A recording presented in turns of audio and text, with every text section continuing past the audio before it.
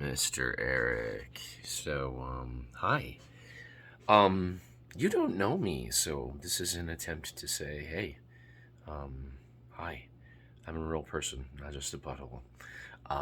So this is my apartment in the dark with musical instruments and art on the wall and stuff like that.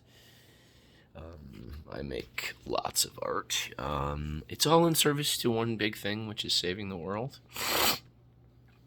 So, to really kind of understand who I am, you have to understand that I really was an economist for 20 years.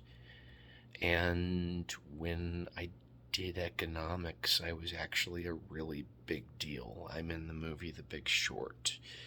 That's how much of a big deal I was.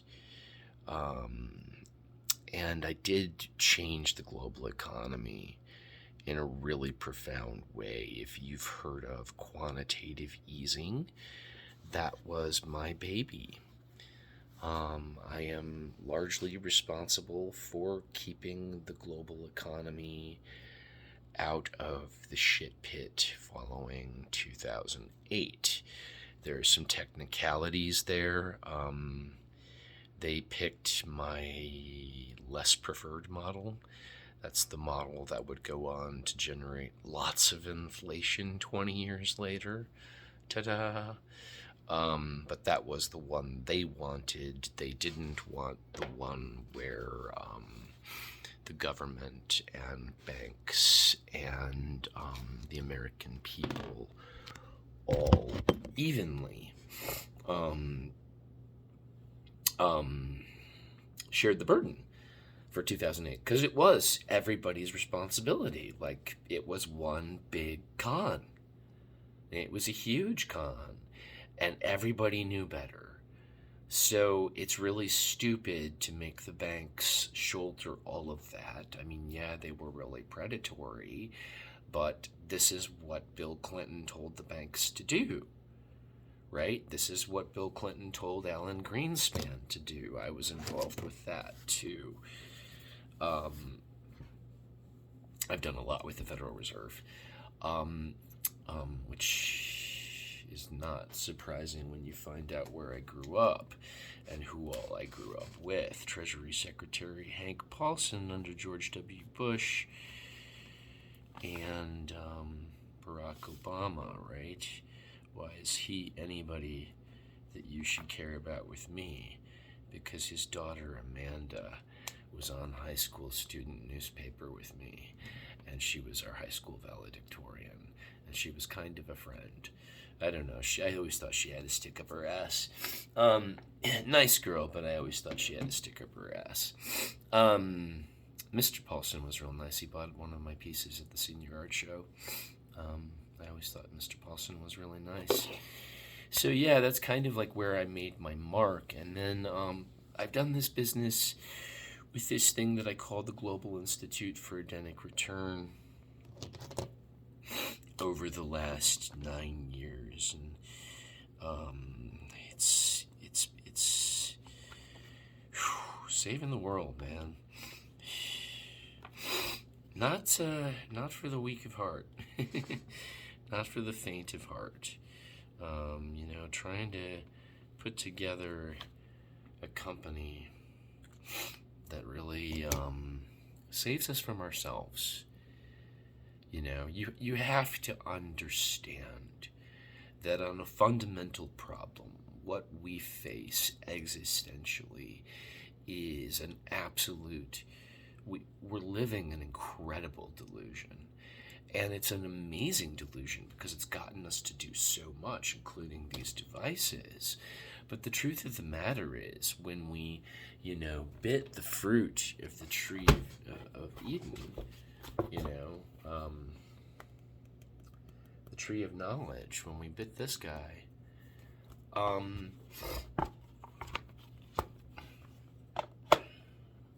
something kind of weird happened. And I mean, on the one hand, we got culture and we got civilization and we got internal lives. And you can't, I think, mistake the benefit of those. But on the other hand, you got this incredible war with nature as a body of resources, this insane war with nature as an endless toilet, and then also this really profound war on our human natures as we really wrestle with understanding what we are if we can't be animals. We absolutely refuse to hold, no, definitely not animals. And also, really especially not monkeys. Not monkeys. But come on, do you know how sexy monkeys are? Oh my God. Monkeys are just so cute and they're so sexy. And they got everything going on and they fuck all the time. I think monkeys are the right thing for us to be, but nobody listens. So, my work is about a couple of things. So, here's where you should know a couple of things about me. I am a deeply spiritual person. Deeply, deeply, deeply spiritual person. My life experience requires me to be. I have fucking seen this tattoo in the night sky after my wedding, in the stars, above my tent, all night, reshaping and reforming over and over and over again. My ex-husband and I saw that. Okay, so I'm sorry, just, and then you have my name. My name is insane. My name has so many meanings, but just written across the face of it, Brandon Heckman, BRANDONHECKMAN. There's a Hindu god hidden there, a really big one. Brahman, front to back, like a palindrome. That doesn't happen with people. That doesn't happen with their names. That's just, that isn't how that goes. And I think that it's a true statement that I have had a calling. Hold on. Most of my life. I was just talking to my former mentor, Carol, yesterday. And Carol can tell you that when I got into finance, I was going to take the industry down. And in a very real way, the industry, the work that I put into finance in 2008, is doing massive damage to the industry right now. Right now. Like I am, my work is completely upending the entire banking model. That's why the Fed is just, so that is, the Fed doesn't know what to do. They were stupid enough to embrace my work and I was really honest with them. Don't do this. This is what this will do. But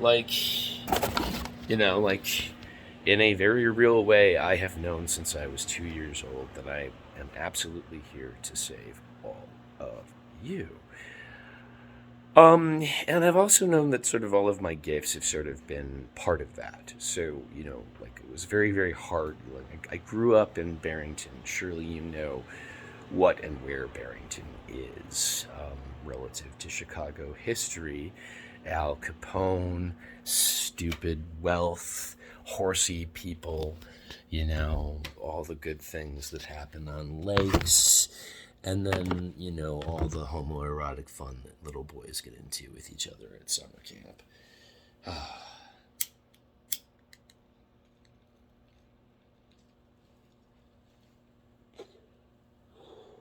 Barrington was good for me.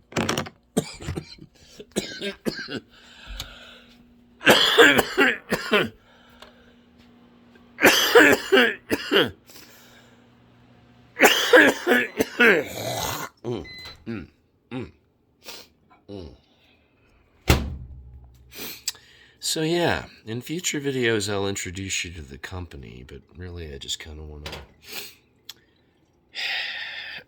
to... The current composition of my life story isn't my composition of my life story after my marriage. And I'm still kind of dealing with having that taken away from me.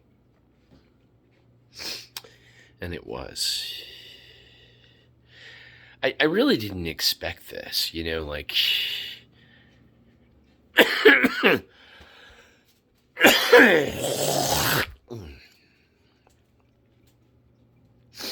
Everybody liked me and John better together. Everybody knew that John was hurting me, you know? That was crystal clear. Like, everybody knew John hit. John hit in front of everybody. Hold on.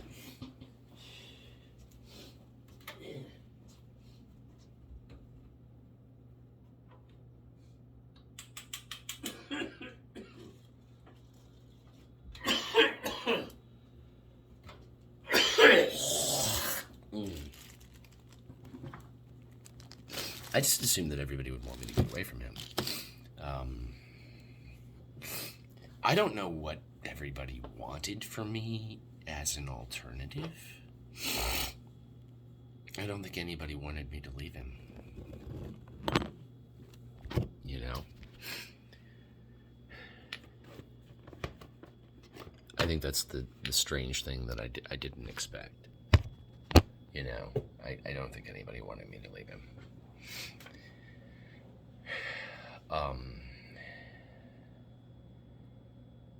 I can tell you that they did not want me to do this.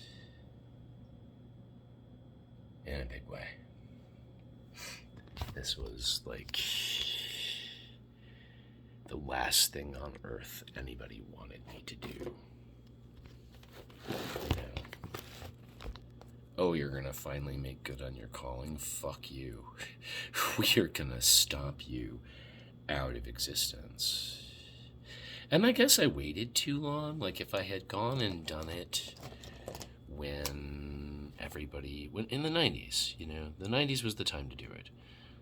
That's when everybody wanted me to do it. But, you know, I'm like, no. If you guys don't help me, I'm not going to do this until I'm in my 40s.